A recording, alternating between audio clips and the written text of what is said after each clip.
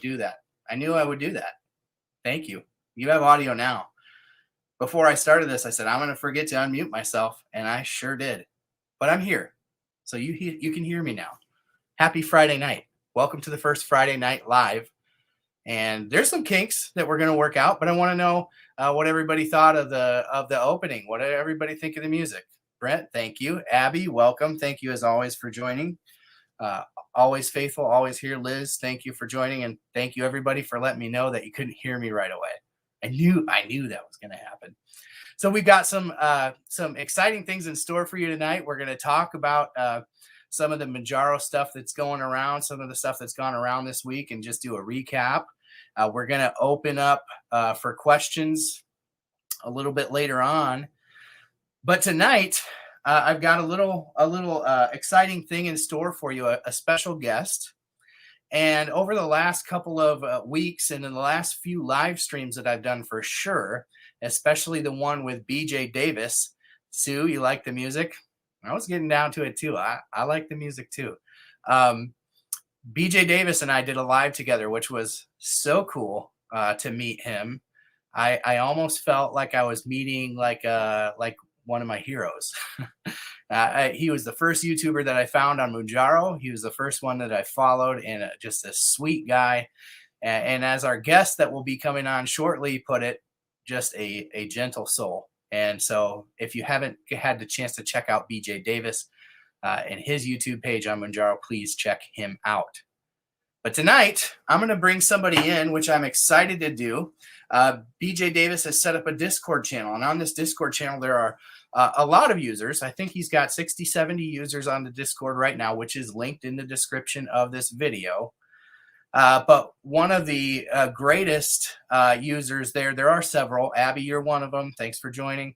But Michelle, who I actually called the wrong name in the last live stream, was gracious enough to join me tonight.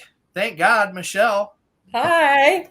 You're so kind to have joined me after calling you by the wrong name. Oh, it's okay. I've been called Melissa so many times in my life, you can't even imagine. and there's a Melissa H in the group, and to her credit, she's a wonderful woman as well with I believe she has a channel. She have a channel? No, she doesn't, but she comments on a lot of channels and participates a lot in YouTube. Sure. Awesome. But Michelle has Melissa, thanks for joining. Michelle, you have an Instagram channel, and so I want to make sure that we let everybody know about that. Kind of a doozy. So if you're a copy and paste person, it will be in the description as well. But we'll leave that up. If you're an Instagram person, make sure you pop over and say hi to Michelle. So Michelle has been a wealth of information. Michelle, the first thing I want you to do for everybody is, can you give everybody a background about what your professional career was that's led you to be such an amazing research and gatherer of information? Oh, well, thanks. You're making me blush. I was a paralegal for many years, and I got a master's in legal studies eventually, and became a manager of paralegals in a big AmLaw 200 law firm with 9 offices in 9 cities. And so I had to know a lot of things and spend a lot of time researching in both of those careers, even before my promotion, and advising lawyers on things. And so I always had to have a lot of accurate information. It was very important that the information was accurate. So it was, it's what I was trained to do. People like me need people like you, because you're the attention to detail person.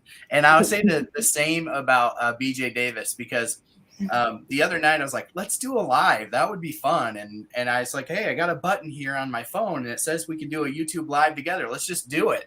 And then I went to do it and it just completely didn't work. It's like a beta feature that they have, and it wasn't available unless you were on your phone, and not everybody had it. So curious. Oh, actually, I should finish the thought. So BJ said, well, I've already researched another thing, and he had let me know about it before, and I had checked it out. So we just popped on here. It's the same system that I'm using tonight that's allowed me to have this background and the music and all that stuff. I just have to iron out the kinks, like unmuting myself at the beginning. Everybody does that kind of stuff there. Remember. Yeah. I know. And I'm always the one rolling my eyes on a Zoom call, like, unmute yourself, you idiot. Well, I'm the idiot now. So I'm the typo queen. I mean, I'll give you the right information, but it'll be full of typos. And hey, as long as the information is good, then that's great. So with your background in law, was it a focus on medical stuff? It seems like you really have an aptitude for the medical stuff. Early on, I was actually a medical malpractice paralegal. So yeah, there was a lot of medicine involved. Later, I worked more in business and media and things like that. But yeah, for a number of years, I focused on medical. Okay, cool. So that all checks out. Because, like I said at the top, in this Discord channel, Michelle has been just a wealth of information, and some of the stuff that she drops in there has been like topics for entire videos that I've done. So the information has just been great. To kind of build off that, I'm curious, I want to get just a little bit more, and I don't want to keep you all night because I don't want to hold you hostage, but with Mounjaro specifically, can you give me and the viewers a little bit of an idea of kind of what led you to Mounjaro? Sure. And I'll try to actually not be too long-winded on this because it is a bit of a long story. So, but basically, yeah, like many of us, I was overweight on and off a lot of my life. And when I was 45 years old, I decided to have weight loss surgery because I just wasn't feeling good, had a lot of pain, things like that. And I was actually very successful at that. Before I had weight loss surgery, I lost a lot of weight. I'm only 5'1", and I'm sure I was over 300 pounds at some point, positive. And then with the weight loss surgery, I know I lost over 120 pounds. And then my health started failing with some genetic conditions, pain conditions and things. And also, actually, the quick weight loss caused my spine to get worse. I had a bad scoliosis. And so the doctors decided I needed surgery. And after surgery, I continued to lose for a while, but then I had to have a second surgery. And after that, I was unable to do certain things, and I had to take some medications, and I started regaining. And even though I wasn't eating a lot, I was getting hungry often. And weight loss surgery actually is very similar to Mounjaro with the hormone action. It's very similar. They take out a big part of your stomach, and the ghrelin is reduced for a number of years. But so I still couldn't eat big portions, but I was getting hungry like every hour. And I had to do something. And I've actually had another procedure, weight loss procedure, but that was more for my reflux. So anyway, I was watching Sleep Brittany Alone on Instagram. They were, by the way, that's Sleeve. Oh, Sleeve Brittany Alone. Yes, sorry, Sleeve Brittany Alone. Her name's actually Jessica, and she. Yeah. I saw you post that one night, and I was just hysterically laughing. Leave Brittany alone. How clever. So yeah, and I should give a timeline for this a little bit, I guess. So I had my weight loss surgery in 2017. I think Brittany or Jessica had hers in 2018. So, we've got a pretty good community over there, and we know a lot of people and network a lot with other people with similar problems. And she and her husband, he's also had weight loss surgery, and I had a little regain too. And they decided that they were going to try it, and I looked into it, and the next day, after researching it overnight, I was like, I'm doing this. And I contacted Push Medical, who is just one of the online services that does prescriptions for a variety of things. And within a couple of days, I had my first prescription, and I feel like I had bariatric surgery all over again. Yeah, so interesting, and I appreciate you sharing all that information. So my journey, and I've given it out in several other videos, so I won't belabor it tonight, but I've struggled with my weight. I'm about 5'10", and as I sit right now, about 300 pounds, with my heaviest being 317, diagnosed type 2 diabetes a year ago. So that's kind of my medical background. I would also add that my I didn't mean to interrupt you, sorry. No, I would add that my mom is a diabetic, and at my age, she wasn't a diabetic. She was a diabetic in her 50s. So I've been fighting that since 2017 too, and even though I've maintained a big loss, about 80 pounds, something like that, it's important for me not to become a diabetic if I can help it. So that was the other reason. Absolutely. And you're teeing me up to talk about another topic too, and I will. But for myself, I was diagnosed a year ago. I went on strict keto, which slayed my sugars. I've got a CGM that my doctor monitors all the time, and my doctor has a great keto program. And I was put on that program. I did really well with it. I had done keto before, so it wasn't new to me. It was doing wonders for my A1C, but I just really didn't lose any weight. I went down maybe 10 or 15 pounds, which is about what I've lost on Mounjaro in like 6 weeks. But he told me, he's like, we got to do bariatric surgery. I think that's the next step. And I was all about it. I was like, hey, whatever it's going to take. I've got 4 little kids. I lost my dad to a heart attack when he was 54. And I just don't want the same for my kids or for myself. And so I'm willing to do whatever it takes to get the weight down, to get metabolically healthy. I think that's probably the way that I would say it, just to get metabolically healthy. And that is what led me to Mounjaro, because as I talked to my insurance company, they had 0 coverage for anything bariatric. 0, which is it's BS. It's BS. It's 100% BS. So, but he said there are some great medications. So it was probably one of the sweetest moments that I've ever had with a doctor, because as I went out of the office that day, he said, we're going to get this figured out. And I think it was I think that was the day that I left with the prescription for Mounjaro. And he said, this drug has a similar profile for weight loss as bariatric surgery. And ever since then, I've been all in on the Mounjaro journey. And it drew me to YouTube because I wanted to learn more, because I left there with a prescription for a medication I knew nothing about. And I came here for information and found some helpful information, but I just kept digging and digging and digging. And that's why I so appreciate you and the information that you provide, because it's been so helpful for me.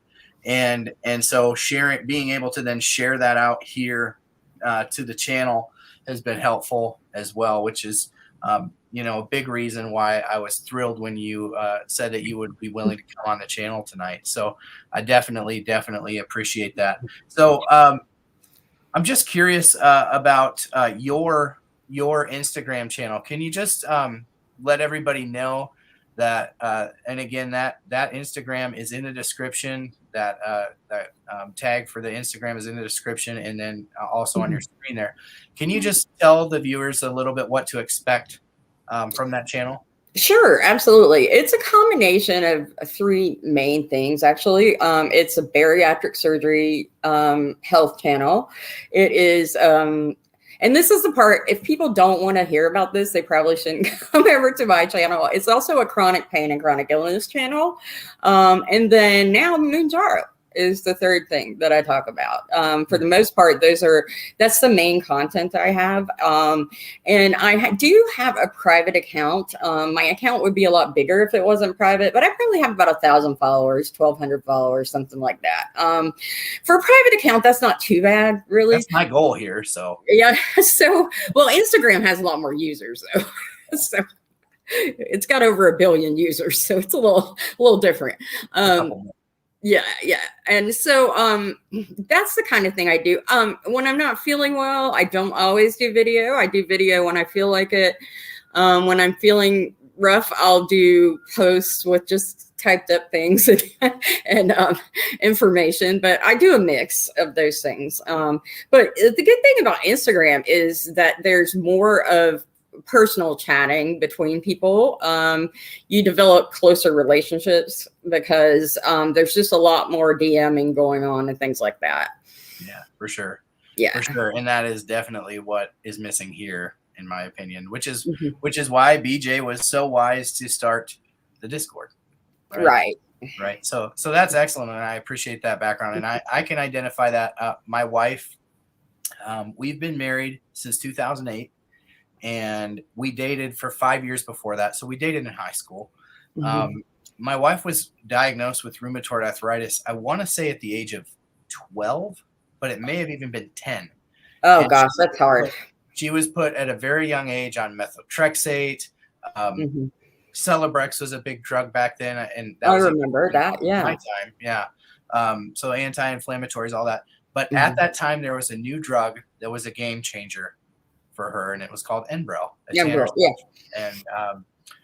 And that drug changed her life. And we have been battling insurance companies our entire marriage to keep her on it.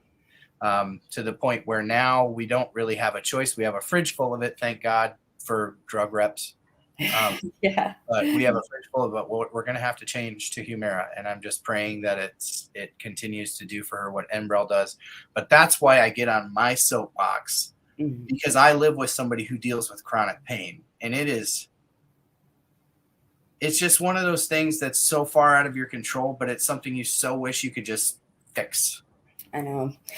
And I know where you're coming from too. I grew up with my dad who was chronically ill with Crohn's disease. And he was in the hospital for like a whole year. I mean, because back then they didn't have the biologics.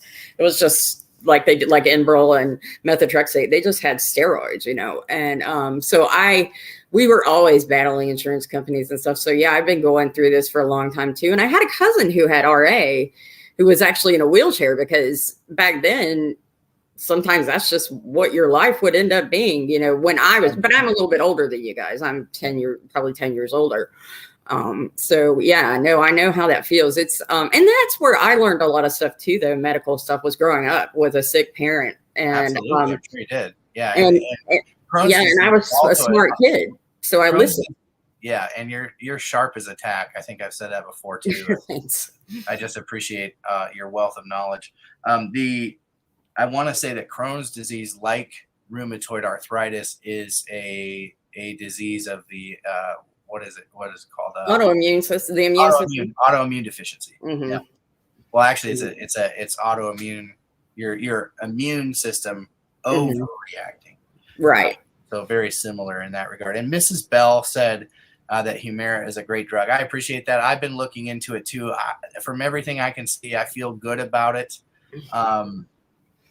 But I don't feel great about what the insurance companies have done. And that's where you're going to hear me in my videos, and you've watched them. So you've heard me kind of get on a high horse at times about doctors and patients should be able to make their own decisions about treatment. And to go back, you kind of teed me up a little bit earlier, and I'm going to just go off for a second. Doctors and patients should be able to make their decisions about treatment. Right. And diabetics and non-diabetics alike should have equal access to what whatever the medication that they need. There's been billions and billions and billions of dollars dumped into diabetes treatment, right? And there's a lot of options out there. Some people might argue that Mounjaro is the best, but that's a subjective argument. I mean, you may believe that. It may be true and it may not be true, but there's a billion other options. But for people who are obese and who are on that border, like I would have given anything to know 2 years ago, 3 years ago, when my body was becoming insulin resistant, that I was about to be type 2 diabetic. Because guess what? There isn't any turning it back now. There's controlling it. There is not turning it back. So Liz has rheumatoid arthritis and it's no fun. Curious, Liz, if you take Humira, you don't have to share that if you don't want to, but I'm curious just to know, just because I'm curious for my wife if she starts that. Melissa's dad has had chronic pain his entire life, took lots of Tylenol and ibuprofen. Oh, yeah. Tylenol and ibuprofen just wreak havoc on your liver for the acetaminophen and your kidneys for the ibuprofen, and his organs are toast from the pills. Yeah. Oh, gosh. I just hate to hear that. But to turn it into a positive, like, thank God for medicine. Thank God for these companies who have put the money and the dollars into the research to look at obesity from a different angle. I mean, all my adult life, I've heard eat less, move more, eat less, move more, eat less, move more. Nobody's tried harder than I have for the last 20 years of my life, and especially for the last year. And that's why I say, okay, they're looking at hormones, because I'm grasping at straws. Like, I don't have any more to give. I need help. And they're looking at it and saying, oh, you know what? When you become obese, all of a sudden your body's making less and less of these hormones.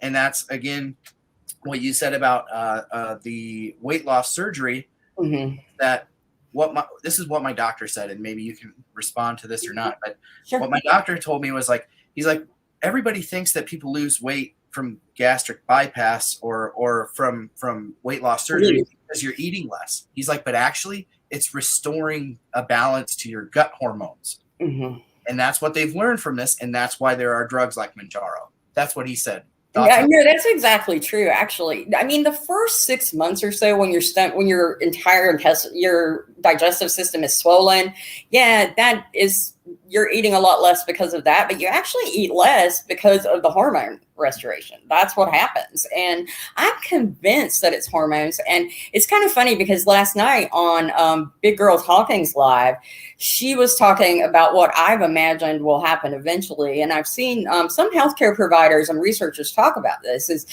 the way it's going. Someday, once they're able to measure those things in our bodies, we should be able to get something that's customized just to us. That will fix our hormones.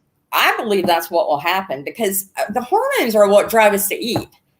And honestly, I don't care if you're a binge eater or lack of. Yeah, the hormone situation is what drives us to eat, and that's what makes your brain think you're a food addict. If you think you're a food addict, it's what makes your binge eaters binge eat. And I mean, it's what does it. It's what drives your lower brain, the primitive brain, to push you to eat. I mean, that's what it does. So let me throw something out there to you. You said something and it reminded me of a way I've tried to articulate being overweight to people lately. I'm a marketer, so like I try to articulate big ideas and little thoughts. Yeah. So I have said that I am convinced that obesity is a disease that starts in the mind and moves to the body. Right? It might not be a blanket case, but I'm just going to say, for me, it started in the mind. Like, at a young age, I wasn't allowed these foods, and I couldn't have this and I couldn't have that. So as soon as I had access to them, I was like, then as I became older, it just became impossible to control. And not because I was like, I need to eat everything in sight. It was because no matter what I did, I just continued to gain, to gain. Well, and you stay hungry. You just get more hungry too. And people talk about head hunger and stuff. Sure, there's a lot of that, but I've been seriously hungry my whole life. I mean, you can hear my stomach growling after I ate an hour ago. Okay, I would be really hungry, and I think it is your brain. I think your brain and your gut work together and push that. And so there are mental things that drive you to want things more. But once you start eating them, your body doesn't want to give them up. It's not just you thinking about them. Your body wants you to continue that feast or famine, that primitive thing. What you were referring to as the lower brain. Yes, the lower brain. That feast or famine mentality with the rises in cortisol and the rises in adrenaline and things like that, it's all relevant in my mind. And they're finding connections with those things. So, yeah, you might want something because it tastes good, but the fact is your body wants it more than your brain does too. I mean, or as much as your brain does. Your body is like, you've got to feed me. And we've got some kind of deficiency or even overproduction of certain hormones, but I think there's going to be nuances between everyone, with what that is, because there's so many hormones that they don't even know what all they are. I think in one of my videos I said there's a psychoactive, and that might not be the medically proper term. It sounds right. But there's a psychoactive element to Mounjaro. Mm-hmm. That I'm not even sure that Eli Lilly understands. Oh, I agree. I don't think about it. Right. When I'm not on Mounjaro, I eat and I'm like, what am I going to eat at 5 o'clock? What am I going to eat before bed? What am I going to eat? And that's the hormones. I'm telling you. It's gone. It's the hormones. So your hormones are telling your brain that you don't need food now. So you're not thinking about food. Yeah. And that's the psychoactive element. But yeah, exactly. No, that's what I would call it too. Yeah. So it's just interesting how little doctors understand about this and how little even Eli Lilly probably understands about it. People who have never had this problem before don't understand it. You have to go through it to really understand it. I mean, they're studying it for other addiction diseases. Right. You have to think that these things are somewhat tied together. Yeah, I think that's true. I do think it could work for alcohol. I've heard people say that they don't crave alcohol as much, but then I've heard others say it's just that alcohol makes them sick now. I don't know. So there's an overload of information. If you follow the forums, there's an overload of anecdotal information. But there could absolutely be something hormonal, and I don't want to say wrong with people because people take that the wrong way, but some kind of hormonal issue with addiction too, because I can tell you, I have to take opioids and I never get addicted to opioids, ever. I've been on and off them for years and years and years, and now I've been on them for a few years, and every time I have to go off them for a procedure or something, I'm in more pain, but I don't have any cravings for opioids. Right. Yeah, and so I know that whoever gets addicted to opioids, there's something driving that beyond the opioid itself. Yeah. And so I think it's similar to, is my point. Yeah. And it's an excellent point to make. It'll be interesting to see. Obviously, they're studying those things right now, not necessarily with opioids, but I can't remember. They touched on them in the Lilly call this week.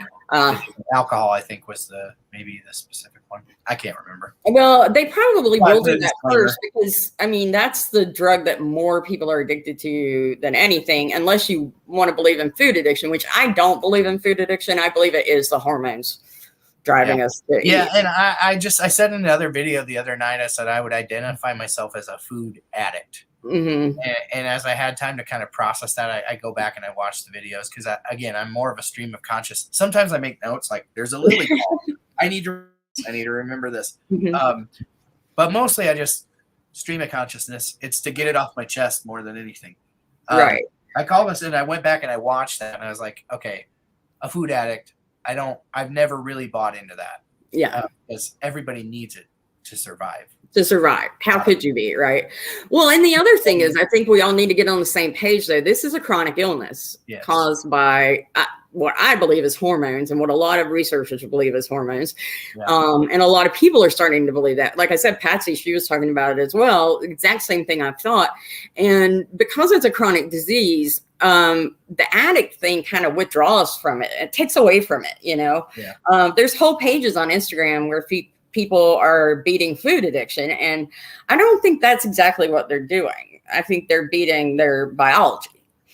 Oh, that's very well said. How they're doing it, varies. But if you can get this guy over here to understand big concepts, yeah, that's great. That's great. All excellent information. This led to somewhere where I wouldn't have even anticipated, but that's exactly why I was excited to have you here, because I knew that would be the case. There's just a couple things I want to get to here, and I'll keep you unless you need to go.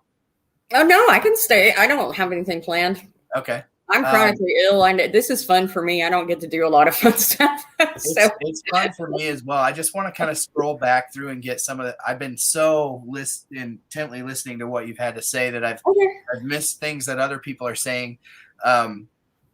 Liz had commented back about the medicine she was on for RA, and she's been on hydroxychloroquine. That's a drug my wife has been on forever, and I could probably go off on a very long unassociated tangent about hydroxychloroquine, but hydroxychloroquine is a phenomenal drug, and she's taken that for a very long time, as have millions and millions of people around the world.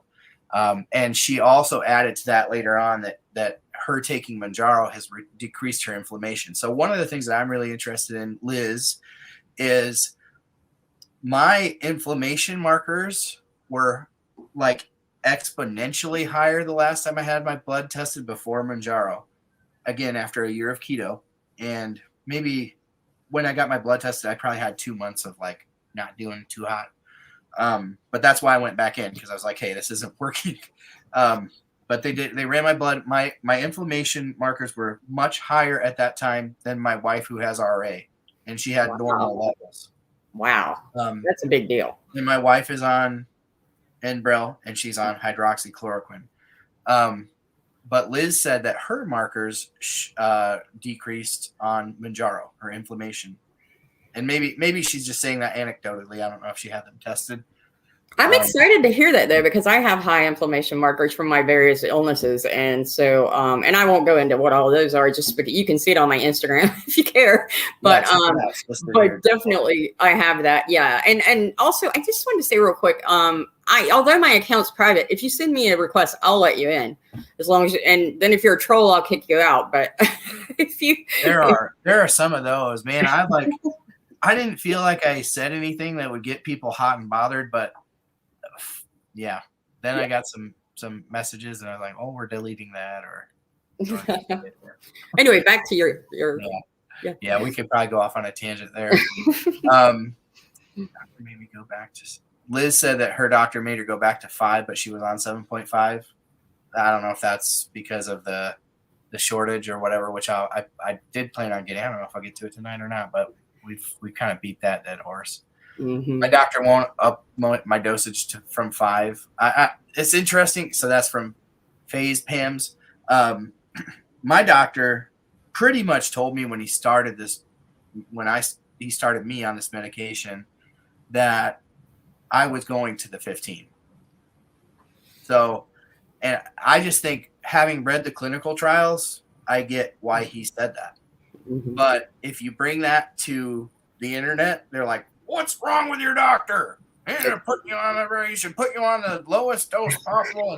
And like, they need to read the studies. I'm sorry, the study data shows anything below 10 is not that. It's not that effective.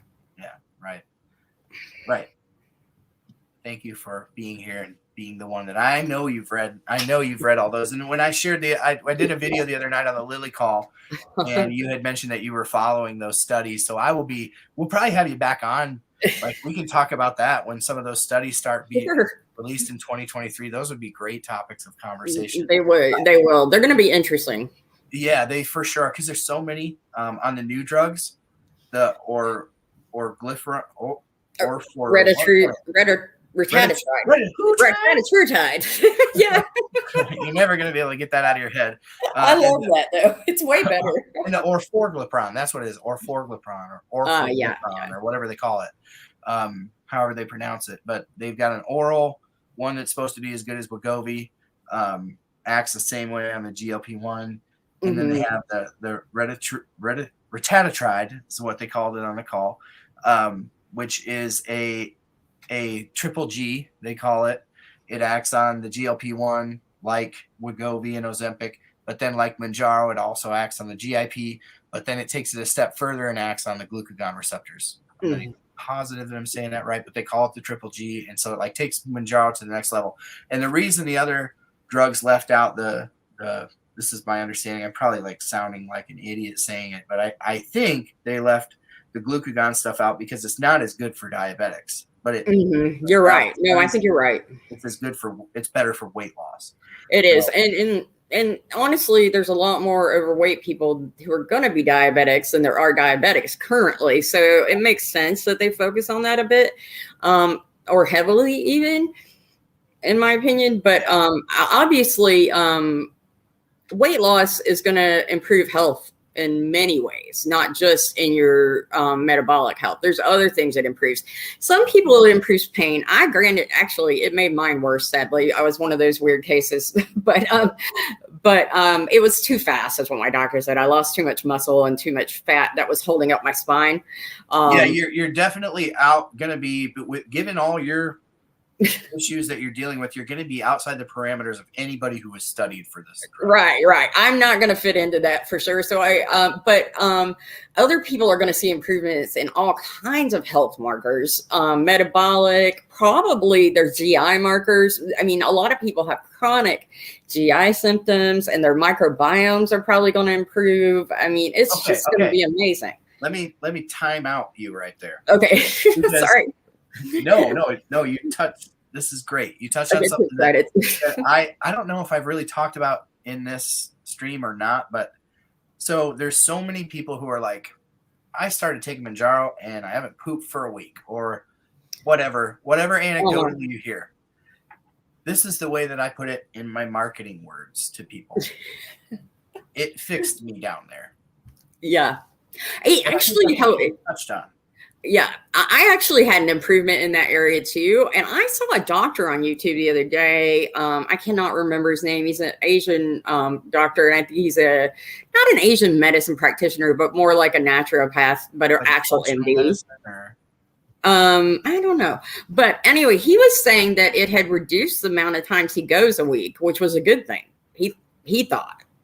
Yeah, I mean, if you're like me. If you're overeating. 3 or 4 times a day. And that's probably not healthy. So. And I was like, once it's like, this is great. I mean, I'm saving gobs on toilet paper. Yeah. Constipation is manageable. It's a side effect of lots of medications and bariatric surgery. And I can tell you it's manageable. People just don't want to talk to their doctor about it. They have prescription medications they can give you if the over-the-counter stuff doesn't work. There are other things you can do. People don't like to talk about enemas, but I mean, honestly, those work better than just about anything. In the hospital, they'll keep it as a last resort, but it works. Yep. Just if you're having that problem, and you don't know what to do, talk to your doctor. That is great advice. Probably advice we should have thrown out about 35 minutes ago. Right. Yeah, absolutely. With all this stuff, it's just probably good to add like everything you hear here, and not so much here. We're not saying do this or do that. No. But everything that you hear on the internet is so isolated to one person's experience. And even if you hear that, like, oh, me too. I know that just being a person there's a lot of people who take Mounjaro, just backing up a little bit. There's a lot of people who take Mounjaro to lose the stubborn 10 pounds. And I think that's what has some people riled up, like, give it to the diabetics. Okay. I'm going to give you that. Okay. But that's not most people. But It feels like most people when there's 20 people on a thread that say me too. Right. You're like, oh, wow, that's a lot of people. Well, in the grand scheme of things, it's not a clinical study. It's not any of those things. Talk to your doctor. And they're hopefully well-versed in what these studies are if they're giving the medication out. But, yeah, just anecdotally, there's just a lot of nonsense out there. Mhm. And it's just good to pause and say, all right, recenter yourself. This stuff is probably not as common as it feels like right now. I don't know, Mhm. a little bit of a tangent. And if your doctor doesn't know, either ask for a referral or find another one. I mean, there's that too. If you don't trust your doctor, find another doctor. And that's something on this channel that I've been a huge advocate for as well. Probably because of the journey that we've been on with my wife. It's just like, be your best advocate. Like, you have to be persistent. If you're persistent in nothing, be persistent in this. No, it took me 40 years to get my Ehlers-Danlos diagnosis, and I was born with it. And that's the average is 20 years. Wow. That's the average. I doubled it, but it's a lot of people. You just go to the doctor and say, I think I have this. Yeah, that's what it took. I had to find what I had and then find the right doctor who knew about it and take it to him. Wow. Yeah. Well, that's good. I mean, and that's doing a lot of research. It is. Again, to bring this full circle. Yeah. Like, not everybody's going to have the background that you do. No. So if you're going to give that person one soundbite to go off of, what would it be? Well, again, I would say talk to your medical professionals, because not everybody's going to understand the research, not only the findings, but how research works and how the setup goes and what it means.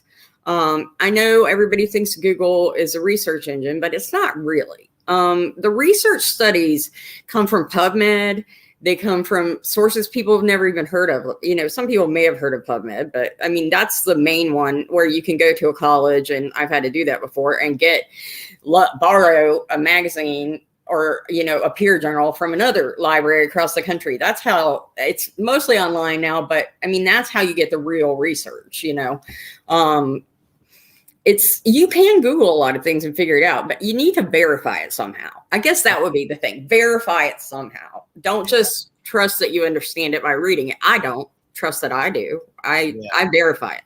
I think that's where people struggle because, and I'm going to zoom out and I'm going to zoom right back in just because I think it's important. But I think on a grander scheme right now with social media as it relates to current events, politics, all those things that people go to the internet for. It's like, it's just impossible to know what a good source is anymore. Right. And COVID complicated that thing as well. And again, I'm going to zoom right back in. Otherwise I'm going to say too much. I'm going to lose viewers, but like it's so important to have good information, but like, it can't be understated how important it is to talk one-on-one with a medical professional. Somebody who's been trained in this, somebody who has those sources that they trust because they've proven it over years. And you're not going to get that on the internet. You're just not. I mean, it's a needle in a haystack. And so if I were to boil it down to just like one soundbite for that person who does not have the research background that you do, you can cycle through that information. You can go, this is BS, or this is great information, or this is whatever. To the person who feels ill-equipped for that, start with your doctor. And if what your doctor says starts to deviate from what you know to be true about your own experience, at that point, it might be time to respectfully find another. Like right now, I'm dealing with a general, I was going to say a general practitioner, but I'm not sure that's the right word. But my doctor is he's my doctor that I go to see for a common cold, right?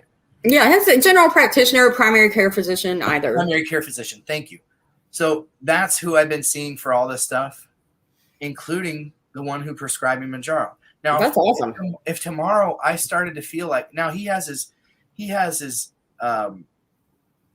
like special accreditations for obesity medicine, and he's an internal medicine doctor. That was his major in his studies. That's why I feel he's well equipped, and I trust him for a lot of other reasons as well. But if tomorrow I went and I felt like, this general practitioner doctor is ill equipped, he hasn't fixed what's going on, like talk to ask him to refer you to an endocrinologist, and just take the next step. You have to advocate for yourself. And I think, like, if I was to boil it down to anything, and that's why I've repeated this over and over on my channel, is be your best advocate. And you have helped put teeth to that tonight.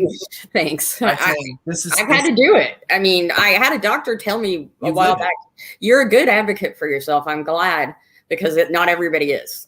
Yeah, and absolutely. It meant a lot to me, actually, because it's been so hard. So I'm sure it has. I mean, you've lived it. You've lived it, and you've lived it in such an extreme way. Mm-hmm. And it's been a pleasure for me tonight to get to know that story a little bit better, because going into this, as I was kind of sharing before we came on, like, every time you would share that on the Discord, which you need to join and is linked in the description below. And Michelle H is probably the top contributor there, if not one of them. Abby is another one. But you need to make sure you get over there, and that's where you're going to find her and this information. But you're also going to find her on her Instagram, which has been up on the screen the whole time and is also in the description as well. But you've just given teeth to that idea about how to advocate for yourself, what it means to struggle, and what it means to find answers. And it sounds like Mounjaro has kind of been helpful for you. I mean, you just, like, such a rare case. Mm-hmm. It's been able to provide you with some help, and definitely.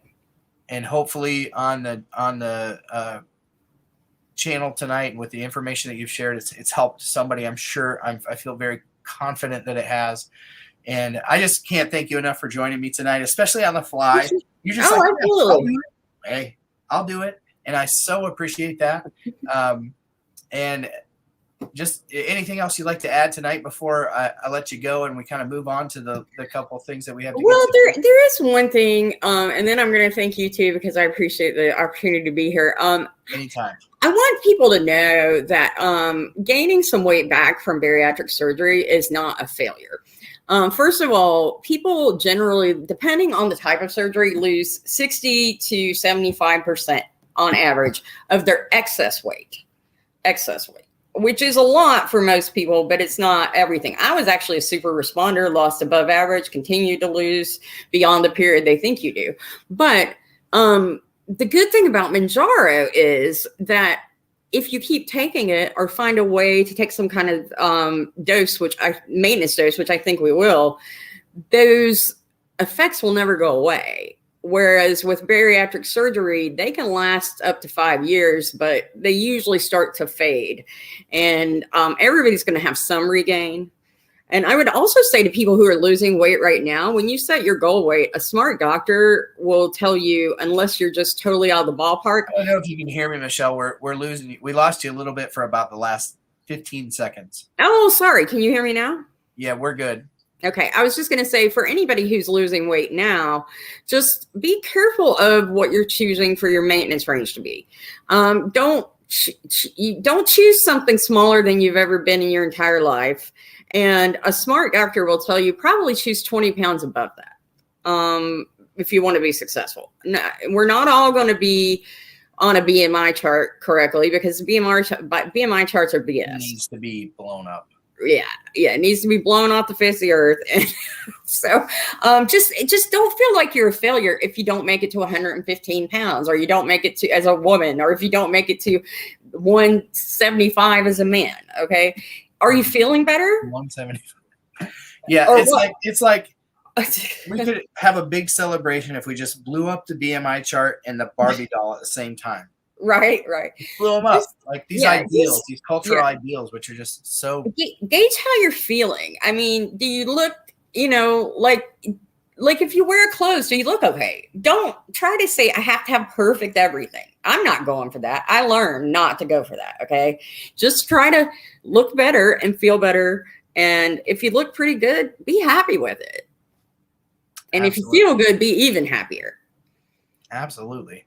Anyway, but thanks for having me. I'm always happy to participate in anything like this. It's always fun for me, and I appreciate. You're coming back. You're coming back. Okay. Well, you're awesome. I love your channel because of this approach. It's just different, and I think it's more fun, which is what we need to do is have more fun. I don't have enough fun. Yeah. Buried in all that research and stuff, it's not always that fun. You're very clearly a social person, and with all of the things that you've been dealing with, it's just like some of that I think has been taken, and like we're reclaiming it here, right? And hopefully that's what Mounjaro is doing for you as well, is helping you kind of reclaim that. I know it's helping me reclaim some things like energy would be the big one that it's helping me reclaim. And gosh, I can't thank you enough. You are awesome. And we're gonna do this again. We're gonna do this again. Maybe you're on every Friday. I don't know. Well, I'm happy to help however I can, because I just really want to help people too. That's my main thing. Honestly, I don't want anybody to be sitting around not losing weight when there's a solution out there now. Absolutely. That's why I started this channel. That's like I trusted my doctor enough to know that when he put me on Mounjaro and he said, we're going to get this thing figured out, and he explained it to me, I was like, we're going to get this thing figured out. Awesome. Yeah. I trusted him. And ever since my first dose, I was like, okay, that's awesome. Things that I haven't felt as an adult. Right. Here. And aside from me coming to YouTube to want to learn more about the drug, I knew that there was something that just had to be shared. And in the last stream that I did with Ben, I said, I'm a Mounjaro fanboy all the way. I just believe that this drug has something that we're missing in this, call it the standard American diet. For you, it's something deeper. It's a genetic thing, and you've been dealing with X, Y, A through Z. Let's call it A through Z. Yeah. Dealing with it. And it's doing something for you. So thank you so much, Michelle, for joining tonight. I can't wait to do this again. There's so much information that comes out every week, and so I know that we'll have something to talk about, and you and I will take that discussion offline and talk about how we move forward from here. But thank you so much for joining tonight. That's awesome. And maybe next time in Phoenix we do lunch, or or since we're on Mounjaro, maybe we just choke down some water. I don't know. Right. No, that'd be awesome. Let me just say, and anybody who wants information should also follow Leave Brittany Alone, because I honestly wouldn't have even found this if she wasn't taking it. I mean, I might have seen an ad about it or something, but I wouldn't have considered it as a bariatric patient if she and her husband hadn't started it. So Leave Brittany Alone. It's pretty straightforward. Super. All right. Leave Brittany alone. Right. But her name's Jessica. It's not Brittany. All right. Well, I still kudos to her name. Thank you for joining, Michelle. Have a great rest of your night, and we will definitely be in touch. All right. Sounds good. I'll talk to you soon. Take care, everybody. If anybody has any questions for me, please feel free to reach out through my Instagram. It's fine. Absolutely. It's listed below. Bye, a great night, Michelle. Thank you. Wow. That was not what I expected it to be. That was so much more. And I mean, I should have seen it coming because she is phenomenal. But goodness, that was just a wealth of information. And I so appreciate Michelle for joining us tonight. That was awesome. And I thank you all for sticking with us tonight. This has been such a great stream. I'm hoping to have more of not only our Discord members, but other YouTube channels around that are doing Mounjaro videos. This took a direction that I couldn't have put my finger on before we did this video, but I knew as soon as she agreed to it that it was going to go an awesome direction. I know that there's some people asking here, mis amigos en México, ¿tienes preguntas como Mounjaro? I don't know. I wish that I had an answer about Mexico and what the approval there meant. I know also our friends in Japan, that was announced on the Eli Lilly call that Mounjaro is approved now in Japan. So Mounjaro is expanding borders now, and so they know that they have to increase their production of this medicine. But let me just take you back to something that they said in their call here, and I apologize because I'm reading. I can't just play it here, but if you, and actually I think I can share my screen, and I'm going to do that because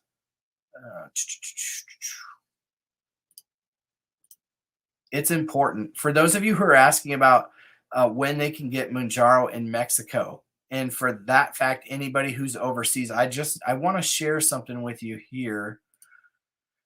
This is my first time using this here, so I may not get it here. Let's see here. I don't have somebody running the stream for me here, but Mounjaro, this is a transcript that I'm looking at. Hopefully you're looking at it too. If you're not, sorry, this is my first time doing this. I hope you have a little bit of grace for me figuring this out. If you don't, you should probably just move along to another channel. But this is an executive from Lilly answering the question about the availability of the drug. And basically what he says here, and this is linked in the description, I believe. If it's not after the stream, I'll make sure that it is. But basically what he's saying here is, hey, like we going into this, and he's addressing the shortages. He's addressing the shortage of the 7.5 in particular. He says, recently we've had a delay in shipping the Mounjaro 7.5, but we've had a big lot that's going out this week that's going to that we think should resupply that. Or excuse me, let me quote him for verbatim here. We've delayed shipping Mounjaro 7.5, but we have a big lot that's going out this week that should resupply that. We may see a similar situation coming up with the 5 milligram dose. What he said earlier in this was that when they came out with Mounjaro, they actually produced more than they thought they were going to need. And so they're not worried about shortages. The 7.5 one, as he alludes to in here, is actually more about, and sorry for the clunkiness of this here, guys and gals. What he said was the shortage was because they have 6 doses, and because they have 6 doses, it's hard to predict which ones they were going to need. But they have exceeded their manufacturing capabilities beyond what they anticipated for this year.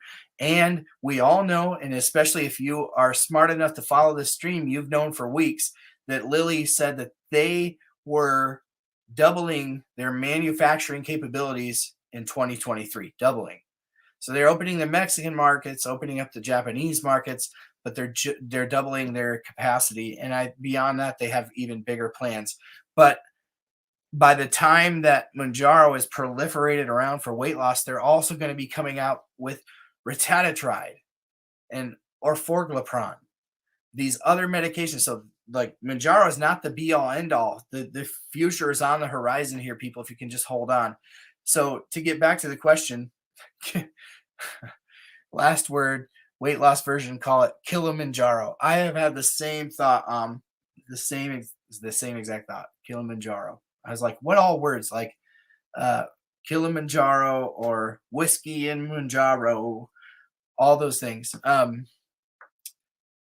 Yeah, so I don't think they delayed anything, Melissa, and I agree with you. And here's another theory. Like, I'm trying to gather all my thoughts because that was such a mind-blowing back and forth with Melissa. I had some things that I wanted to go through, but here's my thought. Eli Lilly came out a couple weeks ago and they said, we're going to make sure, like they were getting all this pressure because of social media, because all the stuff that's shared here. And they said, we're going to make sure that we keep up with supplies.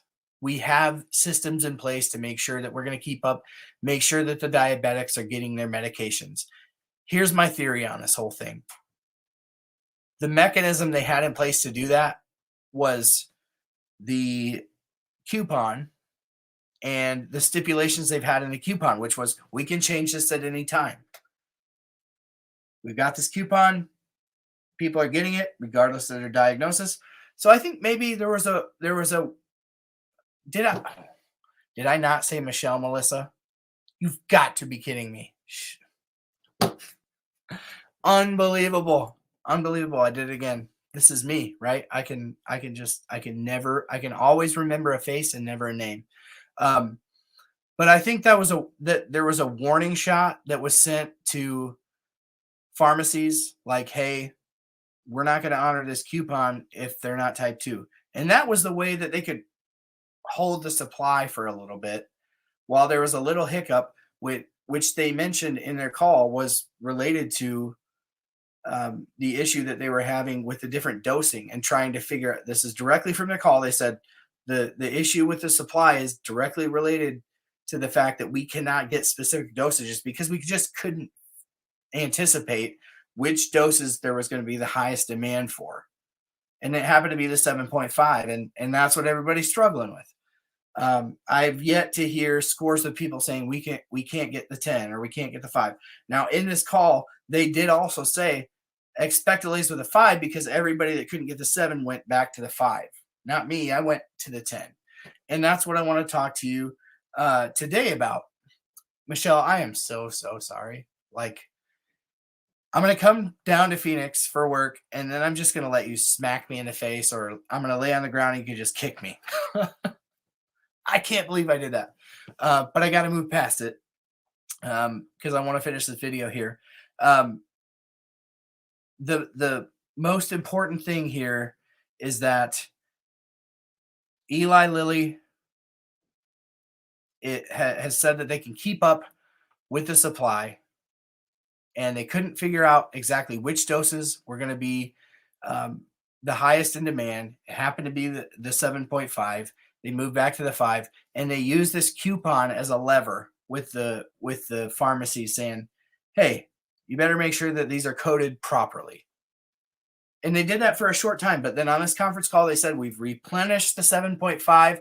And now, hey, if you check what people are saying on Reddit, if you check what people are saying in the forums, all of a sudden they don't have the same issues with the coupon that they had before. Coupons are working. My theory is the coupon was the leverage that Lilly was able to pull to make sure that diabetics got their medicines, and they did. And now the supply is being replenished and they feel good. And guess what? Wegovy's coming online at the end of the month. So the people who move from Wegovy to Mounjaro will move back. It's just a lot of moving parts. How can you expect? I work in manufacturing. You can't anticipate a competitor all of a sudden coming offline. There's no, you don't get that information by design. So if all of a sudden your biggest competitor says, we don't have a product to sell, your product is going to go like this, right? And what they said on the Lilly call is we anticipated that. We figured this was going to be an issue, probably because of COVID, and every manufacturer had issues with COVID. So they over anticipated. It's just the specific dosages got a little off. The 7.5, which is being replenished. Let's talk next week. Let's talk next week and see where the 7.5 is a week from today. Hopefully people are starting to get that filled. And by the end of the month, which is just another week after that, which is unbelievable, we're already to 2023 after that, which is mind-blowing. But once Wegovy comes back online and the Mounjaro people who are on Mounjaro for weight loss move back to Wegovy, it's game over. The supplies are going to be back to normal. And so I think that the biggest takeaway here is that the people who need Mounjaro are going to be able to get Mounjaro. The people who are on Wegovy will be able to go back to Wegovy. And I think that Lilly used the coupon as leverage against the pharmacies for a little bit. That's my theory. But thank you to Michelle H. for joining tonight on the stream. I'm so appreciative of all the information that you shared, the honesty and the willingness that you had to share your journey, the patience that you had with somebody who had called you Melissa and continued to call you Melissa after the stream. I can't believe it. But it is what it is.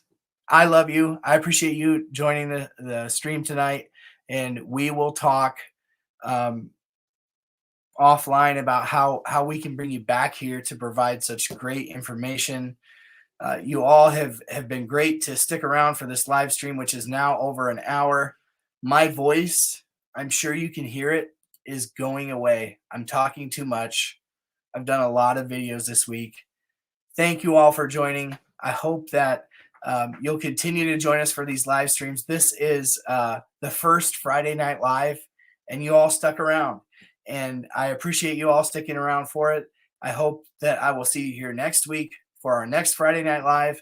And until then, please, please, please be your best advocate, because you and your doctor are the best ones to make the decisions for your health and for your future. And with that said, have a great weekend. Enjoy your family. If you have the great blessing of being off of work, enjoy your family and enjoy your time off.